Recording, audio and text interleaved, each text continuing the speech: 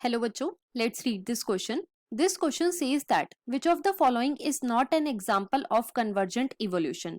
तो क्वेश्चन में हमें चार ऑप्शन गिवन है और चारों ऑप्शन में से हमें ये फाइंड आउट करना है कि कौन सा ऑप्शन कन्वर्जेंट इवोल्यूशन का एग्जाम्पल नहीं है.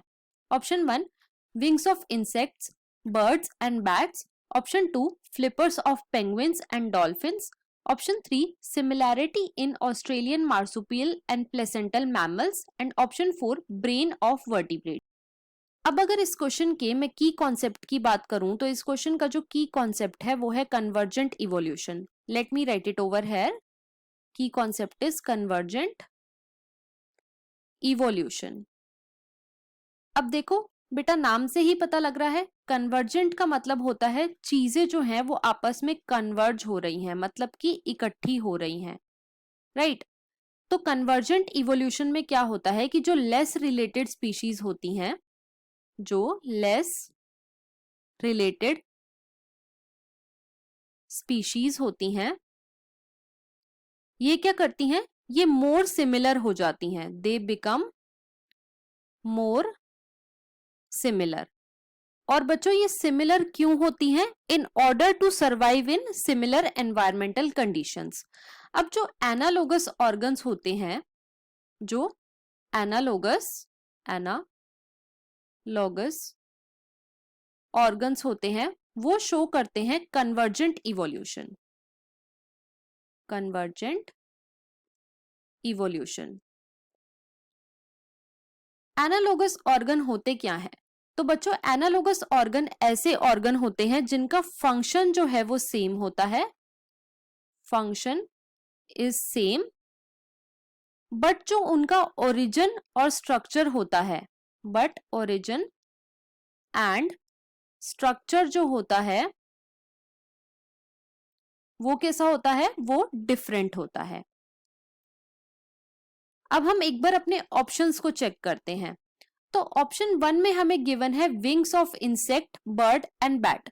अब देखो, चाहे इंसेक्ट के विंग हो, चाहे बर्ड के विंग हो या बैट के विंग हो, इनका तीनों का काम क्या है? इनका तीनों का काम है फ्लाई करना. ये हेल्प करते हैं इन फ्लाइंग. लेकिन इंसेक्ट क्या है? ये एक आर्थ्रोपोड है जिसके विंग्स किससे बने होंगे? काइटिन से बने होंगे. बर्ड क्या है? ये एक एव है. इसके किसके बने होंगे? इसके बने होंगे फेदर्स के. और बैट क्या है? ये एक मैमल है और बैट के जो विंग्स होते हैं बच्चों वो 4 विंग की मॉडिफिकेशन होती है. तो जो बैट के विंग्स होते हैं वो बने होते हैं बोन्स के. तो इनका तीनों का फंक्शन तो सेम है लेकिन इनका ओरिजिन और स्ट्रक्चर जो है वो डिफरेंट है. तो विंग्स ऑफ इंसेक्ट, बर्ड और बैट क्या हुए? ये कन्वर्जेंट इवोल्यूशन हुए. सो ये कन्वर्जेंट इवोल्यूशन के एग्जाम्पल हैं. नेक्स्ट ऑप्शन में हमें गिवन है flippers of penguin and dolphin. अब देखो, पेंगुइन जो है बच्चों ये एक बर्ड है और जो डॉल्फिन है ये एक मैमल है, राइट. लेकिन जो इनके फ्लिपर हैं ये किस चीज में फंक्शन कर रहे हैं? तो ये हेल्प कर रहे हैं इन स्विमिंग. दोनों का फंक्शन बिल्कुल सेम है लेकिन जो इनका ओरिजिन है वो डिफरेंट है. इसलिए flippers of penguin and dolphin क्या हुए? ये भी कन्वर्जेंट इवोल्यूशन के एग्जाम्पल हुए. ऑप्शन 3 में हमें गिवन है similarity in Australian marsupial and placental mammals. अब जो ऑस्ट्रेलियन मार्सुपियल और प्लेसेंटल मैमल हैं बच्चों ये अडेप्टिव रेडिएशन शो करते हैं. अडेप्टिव रेडिएशन शो करते हैं. और अगर एक ही जियोग्राफिकल एरिया में एक से ज्यादा अडेप्टिव रेडिएशन शो हो तो वो एग्जाम्पल होता है कन्वर्जेंट इवोल्यूशन का. Convergent evolution. तो हमारा ऑप्शन 3 जो है वो भी कन्वर्जेंट इवोल्यूशन का एग्जाम्पल है. ऑप्शन 4 में हमें गिवन है brain of vertebrate. Brain of vertebrate जो है ये होमोलोगस ऑर्गन है.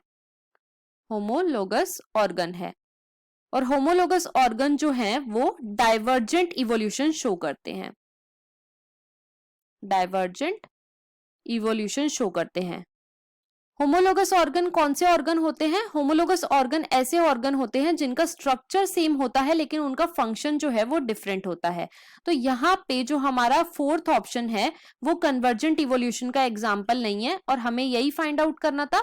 तो हमारा जो राइट ऑप्शन हो जाता है वो है option number 4. So the final answer of this question is option 4. I hope you understood it well. Best of luck.